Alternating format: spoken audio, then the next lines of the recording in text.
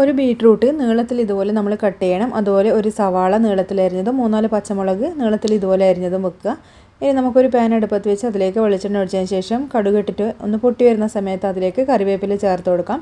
എന്നിട്ട് നമ്മൾ കട്ട് ചെയ്ത് വെച്ച ബീറ്റ്റൂട്ട് അതിലേക്ക് ആഡ് ചെയ്ത് കൊടുക്കാം. 1/2 ടീസ്പൂൺ ഉപ്പ്, 1/4 ടീസ്പൂൺ മഞ്ഞൾപ്പൊടി, അതുപോലെ ഒരു 1/4 ടീസ്പൂൺ മുളക് പൊടിയും ചേർത്തിട്ട് നല്ലപോലെ ഒന്ന് മിക്സ് ചെയ്ത് കൊടുക്കുക. ഫ്ലെയിം മീഡിയം ഫ്ലെയിമിൽ വെക്കാൻ വേണ്ടി ശ്രദ്ധിക്കുക. നമ്മളിതിൽ വെള്ളമൊന്നും ചേർക്കുന്നില്ല. നല്ലപോലെ മിക്സ് ചെയ്തതിന് ശേഷം നമുക്കിതൊന്ന് കുക്ക് ചെയ്തെടുക്കാം. നമ്മൾ വെള്ളമൊന്നും ചേർക്കാത്തതുകൊണ്ട് തന്നെ ഇടയ്ക്കിടെ മൂടി തുറന്ന് ഇങ്ങനെ ഇളക്കിക്കൊണ്ടിരിക്കണം. അടിക്ക് പിടിക്കാതിരിക്കാൻ പ്രത്യേകിച്ചൊന്ന് ശ്രദ്ധിക്കുക.